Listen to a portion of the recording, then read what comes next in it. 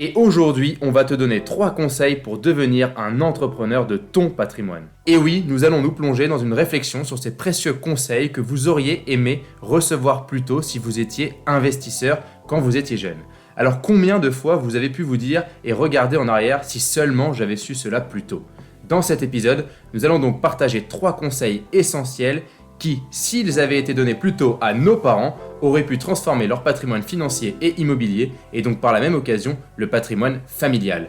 Alors oui, on va s'adresser aujourd'hui à ceux qui veulent devenir entrepreneurs de leur patrimoine. Être bien accompagné quand on est entrepreneur, c'est essentiel. Qu'il s'agisse de vos associés, de votre réseau professionnel ou de partenaires de confiance comme votre expert comptable, votre conseiller en gestion de patrimoine ou votre banquier. Et ça tombe bien car notre partenaire Shine sponsorise cet épisode. Shine, c'est un compte pro en ligne dédié aux entrepreneurs. Ses nombreuses fonctionnalités permettent de simplifier la gestion de ses finances d'entreprise pour vous concentrer sur votre business. Si vous n'êtes plus satisfait de votre banquier et que vous souhaitez tester l'offre Shine, les 3 premiers mois sont offerts via le lien en description. L'ouverture de compte prend moins de 24 heures et leur équipe a été élue service client de l'année 2024. Et avant de commencer ce nouvel épisode, on te rappelle que tu as un pouvoir extrêmement important, c'est celui de nous aider. Alors si tu veux nous aider l'art de la gestion patrimoniale, tu peux nous laisser un avis 5 étoiles sur Spotify ou sur Apple Podcast.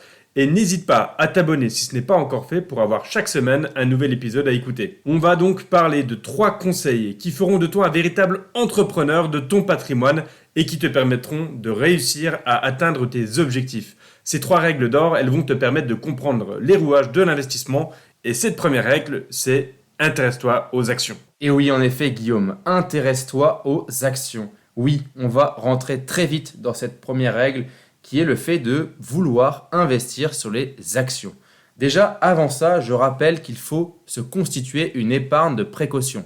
On estime que l'épargne de précaution doit être entre 3 et 9 mois de salaire de côté en fonction de ta situation familiale et de ton patrimoine financier et immobilier. C'est important de comprendre que cette épargne de précaution doit être disponible à tout moment. Donc elle doit être au minimum sur des livrets et au maximum sur une assurance vie en fonds en euros. Mais ne prends pas de risque avec cette épargne de précaution. Au-delà de cette épargne de précaution, intéresse-toi très rapidement aux actions. Alors pourquoi est-ce qu'on te dit que les actions, c'est vraiment un super outil pour ton patrimoine? Eh bien parce que ça offre de nombreux avantages. Le premier avantage d'investir en actions, c'est de profiter d'un potentiel de croissance qui est offert par les entreprises sur lesquelles tu vas pouvoir investir ton argent. Parce qu'une action, ça représente des parts de propriété dans une entreprise. Et quand tu investis en actions, tu vas pouvoir potentiellement bénéficier de la croissance de la valeur de ces entreprises dans lesquelles tu vas pouvoir investir au fil du temps.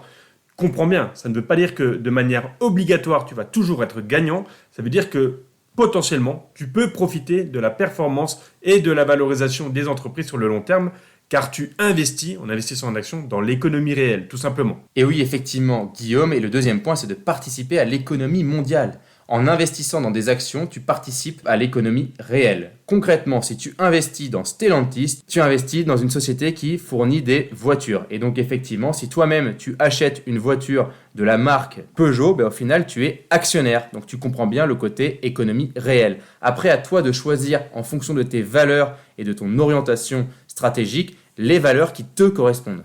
Et justement, ça c'est un autre avantage des actions, c'est la capacité à diversifier tes investissements et à diversifier potentiellement les différents rendements que tu vas pouvoir obtenir. Pourquoi? Parce que quand on parle investir en actions, on le rappelle, quand on investit, il y a toujours un risque en face. Et ce risque, le but du jeu, ça va être d'aller le maîtriser. Pour maîtriser un risque, la meilleure chose à faire, c'est de pouvoir diversifier sur différentes classes d'actifs. Ça, c'est une première chose. Mais à l'intérieur ici de la classe d'actifs des actions dont on parle depuis le début de ce podcast, ça va être une diversification dans plutôt les secteurs ou peut-être la géographie. On l'a dit, on investit dans l'économie réelle, donc on va essayer d'aller chercher des actions Stellantis, peut-être des actions LVMH, peut-être des actions américaines, Apple, Amazon, peut-être des actions de pays émergents, etc. Il faut savoir diversifier et ça, c'est une réelle qualité des actions. On peut réellement aller chercher de la diversification pour nous permettre de ne pas être exposé à un seul secteur, à un seul pays ou à une seule économie. Et donc oui, le dernier point avec les actions, c'est que ça te permet d'avoir une performance supplémentaire, donc des revenus complémentaires par le biais des actions. En effet, certaines actions vont distribuer des dividendes en plus de performer en bourse au niveau des valorisations boursières. Un point important, et je le rappelle encore une fois, même si Guillaume l'a déjà dit, Quand on investit sur des actions, on prend un risque de perte en capital total. En effet, si une entreprise mal sélectionnée fait faillite, tu perds ton capital investi sur cette entreprise. Au contraire, si une entreprise se valorise à 10 fois, 20 fois ce que tu investis, tu vas gagner donc x10, x20 sur ton investissement. La performance moyenne des marchés actions depuis 1900 en prenant en compte l'inflation est d'environ 6,9% par an. Avec une telle performance, en 10 ans, ta mise de départ est doublée. Je te le rappelle, avec le livret A, c'est à peu près 50 années pour pouvoir doubler ton capital. Et pour parler de performance, on va même rajouter un autre atout des actions. C'est ce qu'on appelle les intérêts composés. Quand tu investis sur des actions, tu as une performance intéressante. Cette performance va être automatiquement réinvestie en fonction de tes choix en tant qu'investisseur dans le placement ou dans les actions que tu as sélectionnées. Cette performance te permet donc de gagner encore plus de performance car concrètement, si tu mets 100 € et que la première année tu as 5% de rendement, tu passes à 105 €.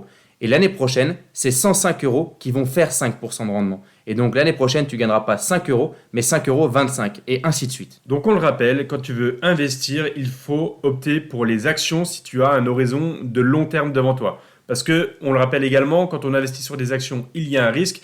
Et ce risque, il va diminuer si tu optes pour une vraie diversification dans les secteurs, dans la géographie des entreprises sur lesquelles tu vas investir. Et si tu as un horizon de placement qui est assez long pour pouvoir profiter réellement de l'impact d'investir en actions, c'est-à-dire avoir les intérêts composés, avoir l'économie réelle qui permet aux sociétés sur lesquelles on investit de se valoriser et de gagner en valorisation globalement dans ton portefeuille d'actions. C'est tout ça qu'il faut respecter. Et si tu veux vraiment ne pas faire d'erreur, il faut te faire accompagner sur cette partie-là pour avoir quelqu'un qui pourra t'accompagner dans le choix des actions et dans le choix des fonds également sur lesquels tu peux investir pour faire prospérer ton argent. Donc tu l'as compris, le premier conseil c'est d'investir et l'un des meilleurs investissements reste les actions. Il y a plein d'autres investissements après avoir mis en place ton épargne de précaution. Le deuxième conseil et la deuxième règle d'or, c'est utilise ta capacité d'endettement. Et oui, la capacité d'endettement est une mine d'or. Je vais te pousser ici à emprunter. En effet, comment calculer ta capacité d'endettement ? Elle représente la somme qu'un individu est en mesure de consacrer au remboursement de ses dettes. Depuis janvier 2022, tu peux emprunter jusqu'à 35% de tes revenus. Ça veut dire que tu as une capacité d'endettement qui correspond à la part de ton budget pouvant être utilisée pour financer des emprunts bancaires. Celle-ci va avant tout varier en fonction de tes revenus et de tes charges. Si tu as peu de charges et beaucoup de revenus, tu vas pouvoir beaucoup emprunter. Mais si tu n'empruntes pas, alors tu n'utilises pas l'argent de la banque. Et c'est bien dommage, car en effet, emprunter est une richesse dont peu de personnes en ont conscience. Et si on veut faire un peu de physique, eh bien le levier, il désigne un corps solide mobile autour d'un point d'appui permettant de multiplier une force. Transposé dans le monde de l'immobilier, ce terme, il désigne le fait d'emprunter à la banque pour acheter un bien immobilier. Plus précisément, c'est le fait de s'endetter pour acheter un actif qui va lui-même produire de la richesse. Et oui, car tu pourrais penser qu'il faut emprunter pour acheter ta résidence principale et que si tu ne peux pas acheter ta résidence principale, tu dois attendre. Eh bien non, concrètement, on parle de l'effet de levier ici et d'utiliser ta capacité d'emprunt et d'acheter un actif pour rembourser ta dette.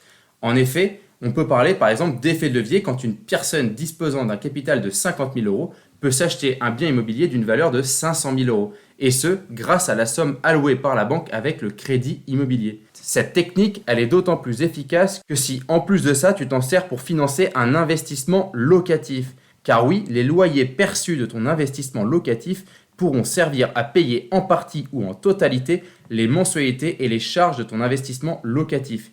Et compte tenu de cet avantage non négligeable, tu vas rembourser un bien immobilier locatif par le biais du loyer de tes locataires.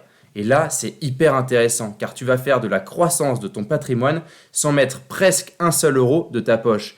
Bien sûr, aujourd'hui, et c'est très important de le comprendre, je ne te dis pas que tu vas devenir rentier car tu vas devoir rembourser un emprunt pendant de nombreuses années. Mais tu vas tout de même te construire un patrimoine et c'est là où il faut comprendre que tu vas construire un patrimoine par de l'argent qui n'est pas à toi. Et ça, c'est vraiment quelque chose qui va lier nos deux premiers conseils.